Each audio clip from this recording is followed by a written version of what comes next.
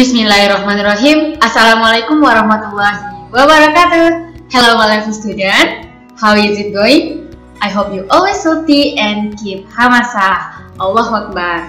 May Allah always protect us. And welcome to science lesson with Miss Mita. Okay sayang, before we start our lesson today, we must pray to Allah. May Allah make it easy for us. Let's pray together. Bismillahirrahmanirrahim. Raditu billahi rabba wa bil islami dina wa bi Muhammadin nabiyya wa rasulah. Rabbi zidni ilman warzuqni fahman. Amin. Oke sayang, this is for the first time I will teach you in 9th grade. Okay, nice to meet you. And then, we have learned about sistem reproduksi pada manusia, sistem reproduksi pada tumbuhan maupun hewan. Oke, untuk selanjutnya, kira-kira apa ya topik pembelajaran kita pada hari ini? Before we start our lesson, please look at this picture. Wow. Wow. This is family portrait. Ya, ada foto keluarga Miss Mita. Dan di sini juga anak Miss bisa melihat ya, kira-kira nih. Apa ya yang kita pelajari? Oke, can you guess it?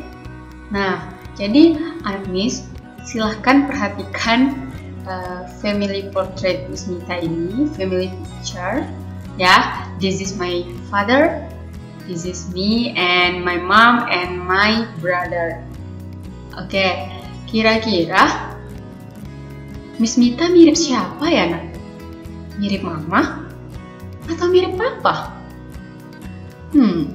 Coba siapa ya? Kira-kira mirip mama? Mirip atau mirip papa? Can you guess it? Ya. Wow, ada yang bilang mirip mama, Miss. Ada yang bilang mirip papa, Miss. Yang mana nih yang benar dong?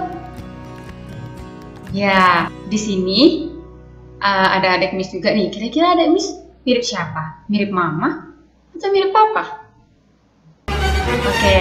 Nah, jadi tujuan pembelajaran kita pada hari ini berkaitan dengan kemiripan, yaitu Miss Mita anak siapa? Berarti kan anak papa sama Miss Mita. Berarti nggak jauh berbeda dari keduanya atau mirip salah satu. Oke sayang, this is the first meeting. Kita masuk ke topik baru, yaitu tentang pewarisan sifat. Nah, apa sih Miss kaitannya dengan dengan gambar Miss Mita tadi, dengan foto Miss Mita?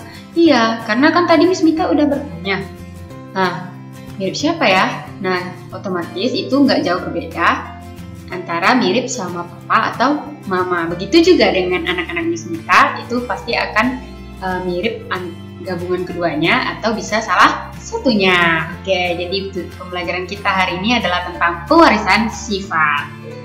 Oke, nah kalau topik today itu yang pertama pewarisan sifat, yang kedua materi genetik, yang ketiga kromosom.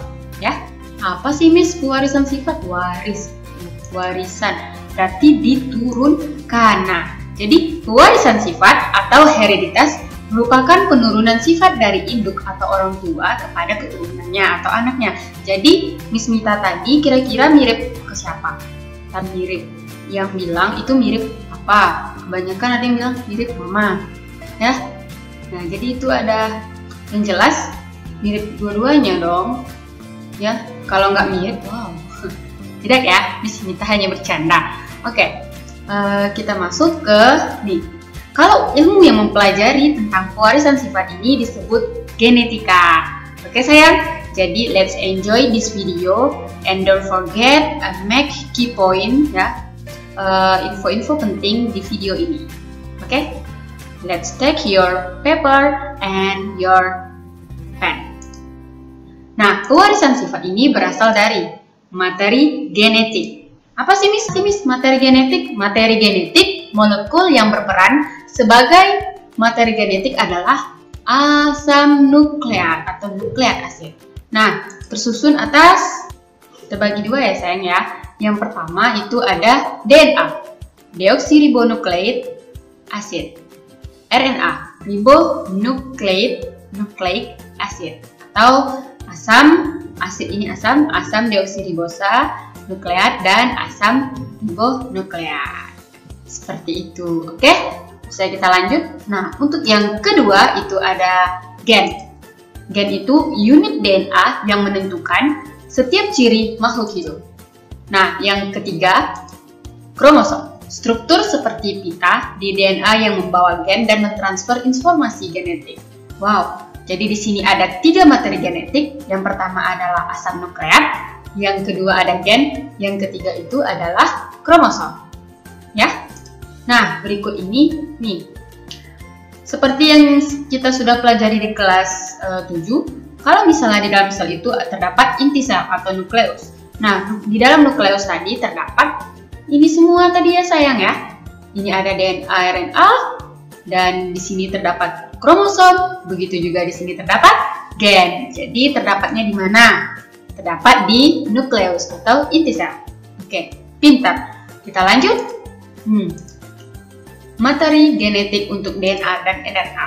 Nah, DNA ini dia ditemukan oleh Rosalind Franklin. Nah, di sini dia foto DNA dari hasil sinar X. Nah, dan pada tahun 1953, Frances Crick James and Watson mengemukakan bahwa DNA memiliki bentuk seperti suatu untai ganda yang membentuk helix, ya. Nah, seperti ini. Nah, anak Miss bisa juga lihat di buku siswanya. Silahkan dibuka. Ya, sini udah ada gambarnya. Dan kita masuk ke perbedaan DNA dan RNA. Nah, ini dia. DNA dan RNA ini memiliki perbedaan. Seperti yang disebutkan Rosalind tadi, bahwa bentuknya kelihatan seperti helix, ya, double helix. Nah, untuk mengetahui lebih jelasnya, berikut ini perbedaan. Nah, dari molekul gula, deoksiribosa untuk DNA, RNA itu ribosa. Dari penampilan atau bentuknya, di sini ada, ini dia, helix, seperti yang Miss Mita bilang tadi. Nah, ini ya, kelihatannya bagus sekali bentuknya, Masya Allah. Ya, dan ini RNA. Nih, untuk RNA cuman bentuknya seperti benang biasa, berbentuk spiral. Nah, untuk basa nitrogennya, ini dia sayang. Kalau yang membedakannya antara DNA dan RNA, di sini ada timin, di sini ada urasil. Oke? Nah, jadi adenin ini pasangannya dengan timin. Nah, sitosin berpasangan dengan guanin, ya. Berarti adenin kalau untuk RNA berpasangan dengan urasil. Oke? Nah, fungsinya apa, Miss? Fungsinya replikasi, berarti menggandakan informasi genetik, transfer informasi genetik untuk yang DNA. Berarti dia membawa informasi gen. Contohnya tadi itu seperti Miss Mita, mirip Mama Miss Mita. Nah, seperti itu. Dia membawa informasi. Jadi DNA ini yang berfungsi membawa informasi genetiknya. Sedangkan RNA, nah dia hanya membawa informasi genetik saja. Kalau ini dia replikasi dan transfer, berarti dia menggandakan dan menyalurkan informasi genetik. Di mana letaknya, Miss? DNA, nukleus, sel, dan mitokondria. Sedangkan RNA ini dia nukleus, sitoplasma, dan ribosom. Sampai di sini paham?